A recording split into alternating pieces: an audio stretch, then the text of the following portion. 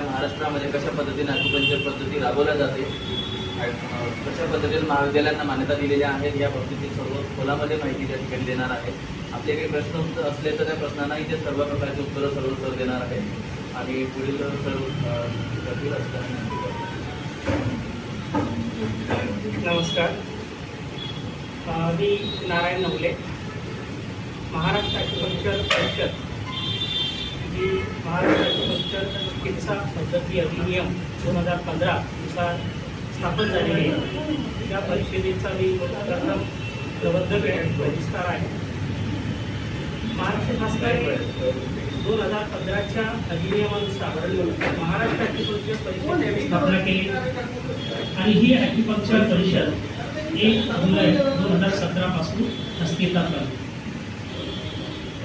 जेव्हा ही परिषद सुरू केली त्याचवेळी ॲक्टमध्ये शासनाने एक निर्णय घेतला की जे एक्झिस्टिंग प्रॅक्टिशनर्स आहेत आपल्या राज्यात आणि देशात सुद्धा, त्यांना आपण आधी नोंदणीकृत करावं आणि त्याच्यासाठी आपल्या ॲक्टमध्येच एक प्रोव्हिजन केली होती की त्यांच्यासाठी एक इलिजिबिलिटी टेस्ट ज्याला म्हणतात, पात्रता चाचणी त्याला म्हणतात, ती घ्यायची परिषदेला सूचना केलेली आहे, आदेश दिलेले आहेत. त्यानुसार आपण राज्यातील 1 जानेवारी 2020 पासून ते 15 जून 2021 पर्यंत राज्यातील आणि देशातील सर्व ॲक्युपंक्चरिस्ट जे व्यावसायिक होते, जे अनोंदणीकृत होते, जे बोगस डॉक्टर म्हणून होत्या, ते त्यावेळेस काम करत होते, त्यांच्याकडून अर्ज मागवले. आता आपण म्हणाल की 1 जानेवारी 2020 ते 15 जून 2021 जवळपास 1.5 वर्ष आपण हे ऑनलाईन ॲप्लिकेशन मागवले.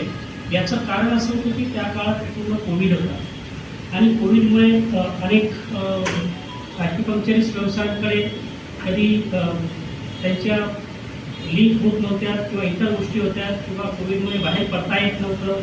त्याच्यामुळे आपण जवळपास 1.5 वर्ष हा ऑनलाईन अर्ज मागविले आणि त्याच्यातून जवळपास आपल्या 7,765 अर्ज त्यावेळेस देशातून आपल्या राज्यातून प्राप्त झाले होते.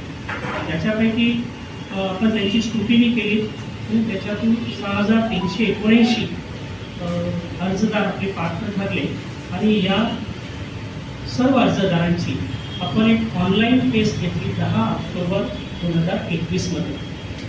या जे 6,779 आपले उमेदवार होते त्याची परत आपण ऑनलाईन याच्यानंतर डॉक्युमेंट व्हेरिफिकेशन प्रत्येक